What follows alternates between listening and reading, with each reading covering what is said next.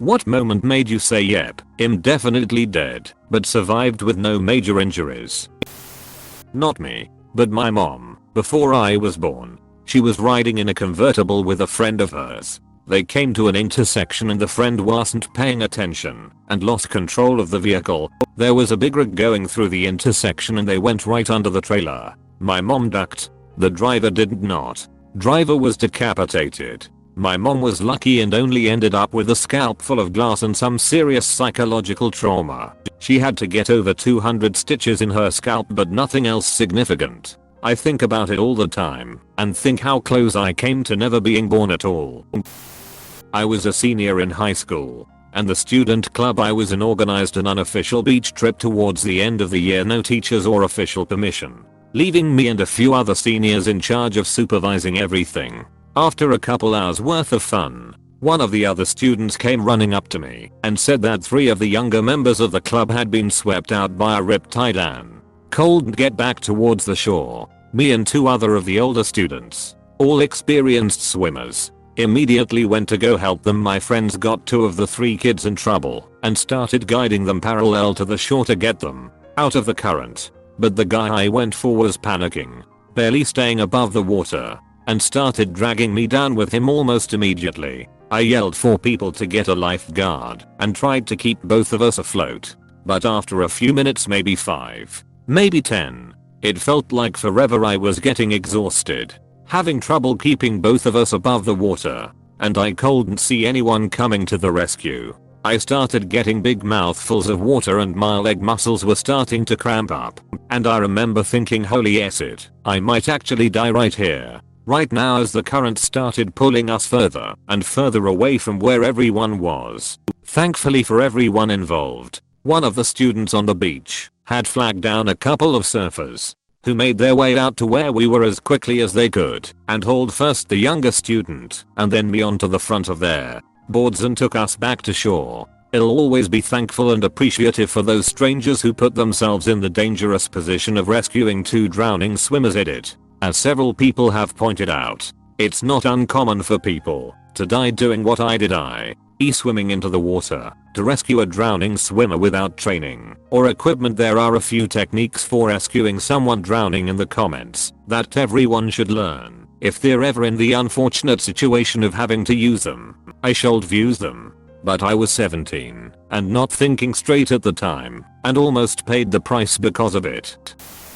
I was at the end of a 2-hour journey about 10 minutes from home. Pretty rural, and I was probably complacent because I took that road every day. I took a bend at 40 miles per hour. Legal limit was 60 miles per hour, so wasn't breaking any speeding rules, which I've done many times before. Probably faster, which looking back was really reckless. Didn't see until it was too late that a car had spun out on the other side of the corner and another car had pulled up to help. I slammed on, but I wasn't going to stop in time before hitting the cars pulled up crashed. I was hurtling straight towards the other cars and people who were stood in the road from the other crash. It was like time slowed down and I was at a crossroads. In my mind I had 3 choices: continue on my path and hit the other cars and people, veer to the right and go into a field, but there was oncoming traffic and there was a chance it hit them, or veer to the left and fly into a wooded area. I chose the last option. And in that moment I knew the chances of me surviving or not being seriously injured after a 40 miles per hour head-on collision to a tree in a 10-year-old Ford cab was pretty slim. I just felt a complete peace come over me, turned the wheel, and woke up slumped over the steering wheel to some poor man shouting, "OMG, I think she's dead." Turned out I passed out from shock or something before the impact, so when I hit the tree I was completely floppy, and this contributed to me having no serious injuries. The front of my car was completely disintegrated. After coming to, I tried to put my clutch down to take the car out of gear out of habit, and my foot hit the tree trunk. The tree was absolutely fine. I drove past that tree every day 4 years after, and you could see the chunk my car took out of it. I had an idiot friend and we were hiking. We got to this waterfall and he goes, "Dude, let's climb it." I said, "No ducking way." He says, "Well, I'm gonna do it, and if I fall and die it's on you for not coming." So I climbed it with him. Got stuck halfway up on a slick ass rock. Pinched a nerve in my shoulder, so my right arm was useless. I thought I was certain to slip off the rock to my doom, but we managed to get me unstuck. That was the beginning of the end for that friendship. I survived a car crash that wrecked my car, rolled twice, landed upside down, learned the hard way that I didn't have airbags, or at least they didn't deploy. Did have my seatbelt on though. That probably saved me. Paramedic said he hadn't seen a wreckage like that and have it end well. Not even a hairline fracture. I went out for a surf on a stormy day and thought to myself, no one else is out. Those idiots. Before being held down by 2 waves, after eating it on the first wave of the session, was thrown down and held under, and while being tossed around my leg rope wrapped around both my legs and one of my arms, so I was probably being held at around 5 feet under with only one arm free, while my board tombstoned board tip is barely visible at the surface but floats vertical like a tombstone. Finally managed to catch a breath between sets before taking another 3 or 4 on the head, and for sure just thought, well, this is it. No one's out. Fishermen will find my body or my board. Managed to get my other arm free and got to shore very quickly, and then avoided the ocean for a few days, even though the waves were absolutely perfect. There's a reason no one was out. Everyone else was 10 minutes down the road at another beach, where the waves were smaller and cleaner. Tire pop going over a 2-lane road with steep drops on both sides. My car jerked to the side hard, and my car went sideways. Half my car hung over the side, and luckily it's low, so it bottomed out. I climbed into the back seat and jumped out the back door. Some dude in a truck pulled me out, and I drove on a flat to the other side and swapped my tire out. Parachute deployed but failed to open. That was one of those moments. Then training kicked in. Cutaway failed chute, deploy secondary. But for a brief moment life was about to be over in my mind.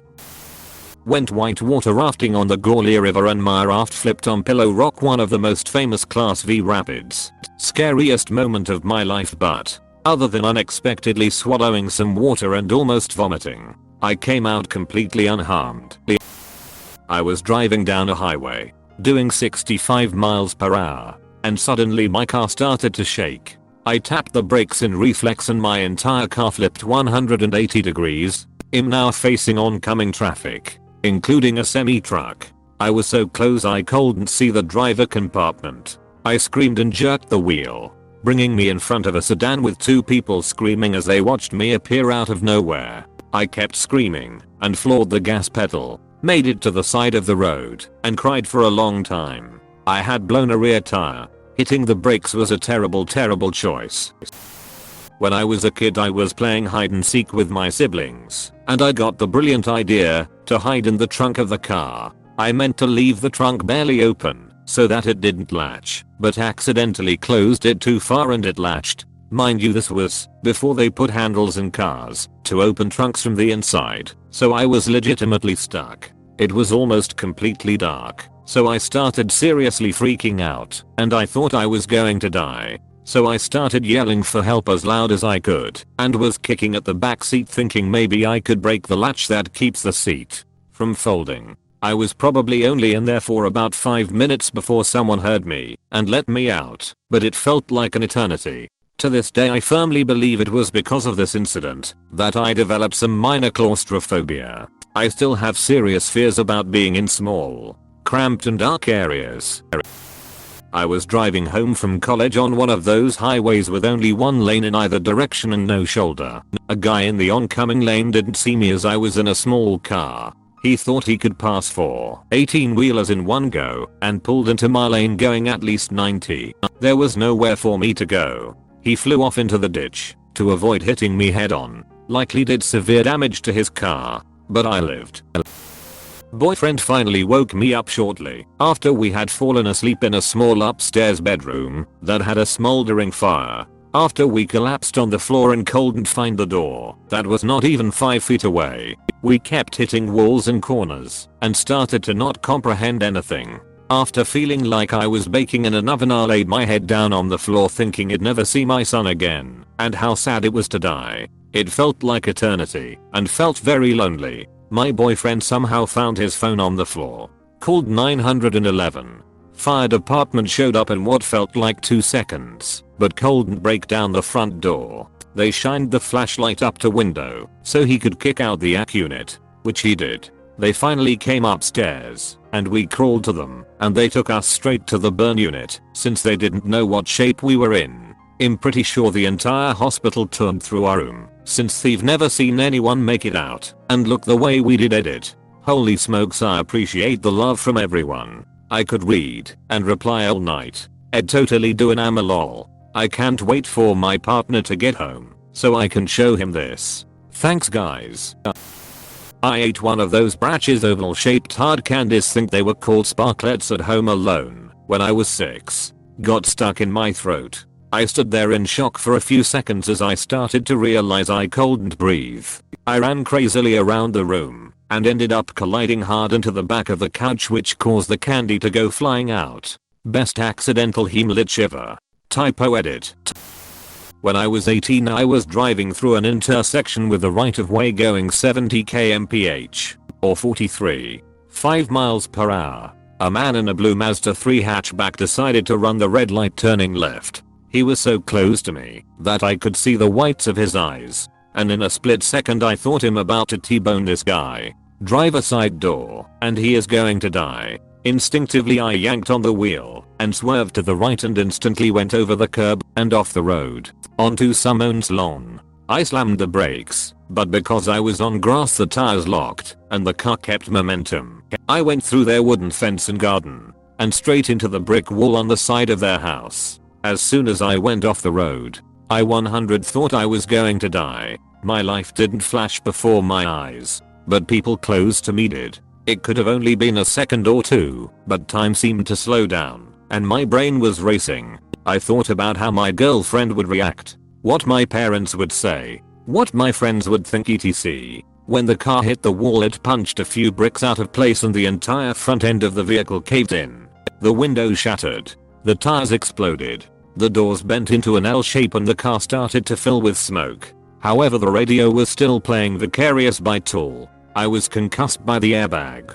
Broke my nose, jaw, 2 fingers. Had whiplash and my left knee was dislocated. I was in shock and couldn't believe that what just happened was real. And so I just sat there kinda freaking out. A group of parents from a birthday party across the street saw what happened and ran to the car and pulled me from it as they thought it was about to catch fire. The man in the Mazda 3 drove away. If it wasn't for the testimony of those parents who told the police they witnessed the man run the intersection and that I didn't do anything wrong, I would have been completely liable for all of the property damage, and additionally insurance would not have replaced the vehicle as it would have been deemed at fault. I'm glad nobody else got hurt.